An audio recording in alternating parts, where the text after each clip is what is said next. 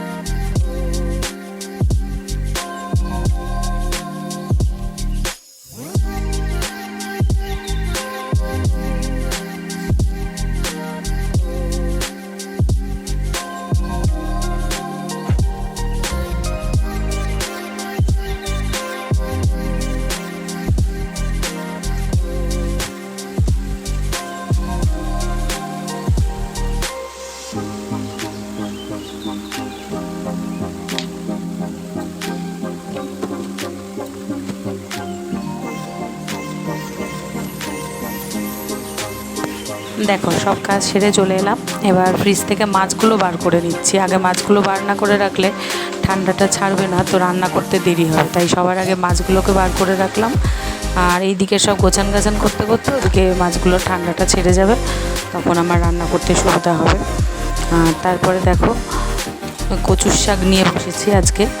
ওইটা দুদিন আগে রান্না, এই জন্মদিন উপলক্ষে আর এগুলো করা হয়নি, বাইরেই শাশুড়ির ঘরে খাওয়া দাওয়া হয়েছে, তো এইগুলো শুকিয়ে গেছে। তো আজকে ভাবছি রান্নাটা না করে নিলে এরপরে পয়সার জিনিস কিনে ফেলে দিতে হবে, তো সেটা তো সম্ভব নয়।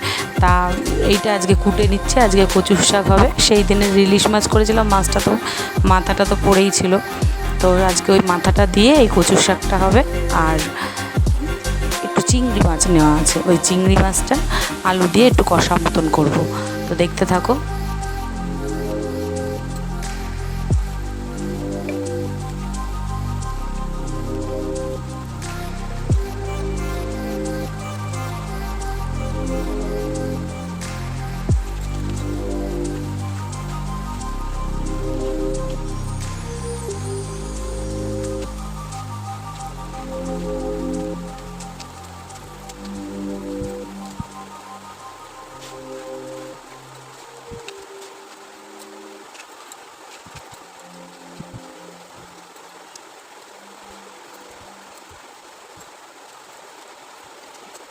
আচ্ছা, এই কচু শাকের গোড়াটা কে কে খাও বলো তো? আমার তো বেশ ভালো লাগে, শাকের মধ্যে দিলে বেশ ব্যাপারটা মাখো মাখো হয়। না বললাম, কিন্তু আবার পরে এই কটা জিনিস কিনে আনলাম।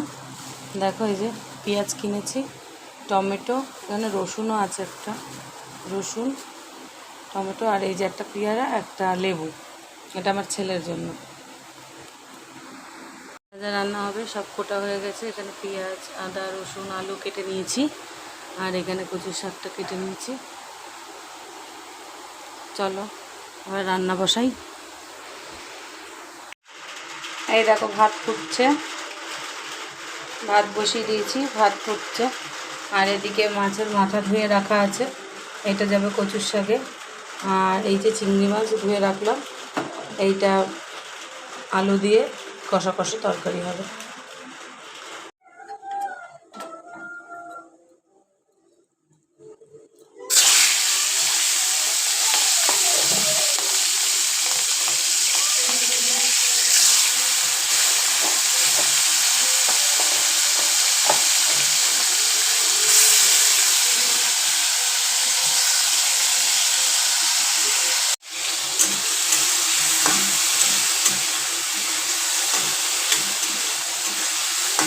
এখনও মাছগুলো ভেজে নিচ্ছি। মাছগুলো ভাজা হোক আস্তে আস্তে, ততক্ষণ মশলাটা করে নেব। আর এদিকে ভাতটা হচ্ছে, হয়ে এসছে, ভাতটা হতে দেবো। কে বিছনা গুছাচ্ছে দেখো বন্ধুরা। বেলা অবধি ঘুমিয়ে থাকলে কেমন সাজা পেতে হয়, নিজেকে বিছনা গুছিয়ে নিতে হয়।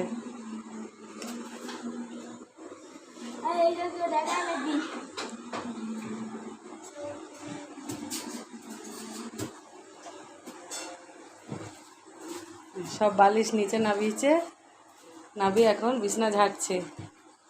কচুর শাকটা করার জন্য কড়াইতে তেল দিয়ে দিলাম। আর এই যে এদিকে আলু হচ্ছে ভাজা।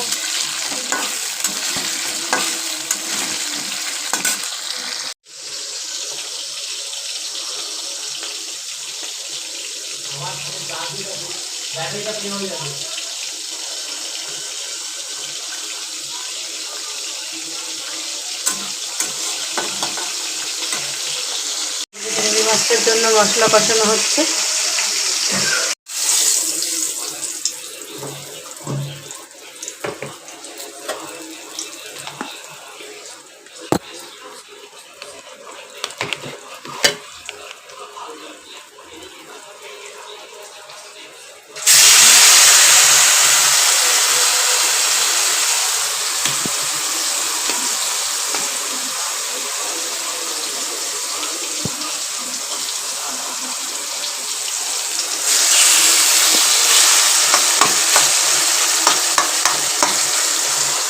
দাঁড়াও, আগে পুরোটা দিয়ে নি, এক হাতে হচ্ছে না।